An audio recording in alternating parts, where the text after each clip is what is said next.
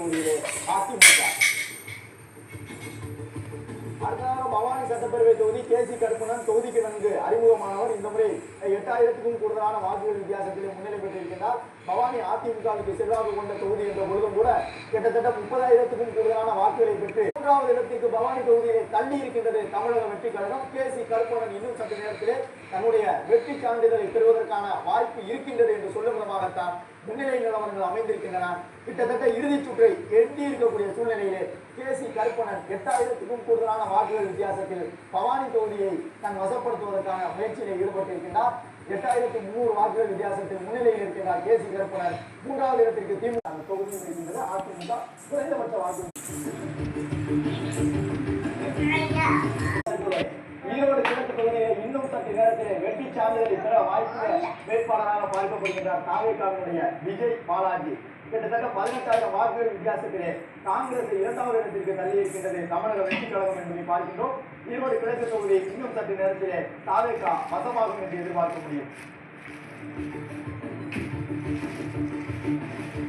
அதனால ஈரோடு கிழக்கு தொகுதி மூத்த அமைச்சர் எம்ஜிஆர் காலத்து அரசியல்வாதி தொகுதிக்கு நன்கு அறிமுகமானவர், பல்வேறு துறைகளை வைத்திருந்தவர், அமைச்சர்களிலேயே மூத்தவர் என்று பல்வேறு கருத்துகள் இருந்தாலும் கூட அவருக்கான தகுதிகள் இருந்தாலும் கூட மூத்தவர்.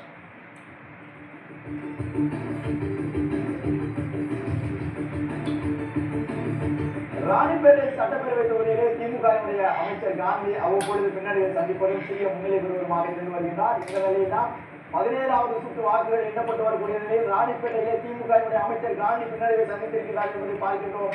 இந்த தொகுதியை பொறுத்தவரை காந்தியிடமிருந்து வெற்றியை தன் வசப்படுத்துவதற்கான இறுதிக்கட்ட முயற்சியில் ஈடுபட்டிருக்கிறார். தமிழ் மாநில காங்கிரஸ் அங்கே 3வது இடத்திற்கு தள்ளப்பட்டிருக்கிறது.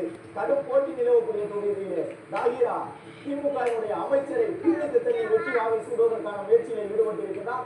வெற்றி எண்ணிக்கை வித்தியாசம் என்பது குறைவாக இருந்தாலும் கூட வெற்றியை தொடர்ந்து தாகிரா நெருங்கிக் கொண்டிருக்கிறார். தாவேகாவினுடைய வேட்பாளரிடம் அமைச்சர் காந்தி தன்னுடைய வெற்றியை பறிகொடுப்பாரா என்பது இன்னும் சற்று நேரத்தில் தெரியவரும்.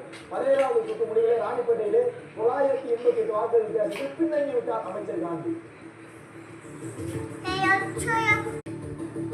அடுத்ததாக மொடக்குறிச்சி சட்டப்பேரவை தொகுதி பாஜகவினுடைய வேட்பாளராக போட்டியிட்ட கீர்த்திகா சிவகுமார்.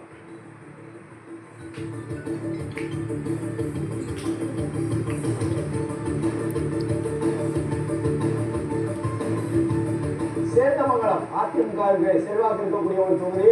நாமக்கல் மாவட்டத்திலே பழங்குடியின மக்கள் கணிசமாக இருக்கக்கூடிய ஒரு தொகுதி.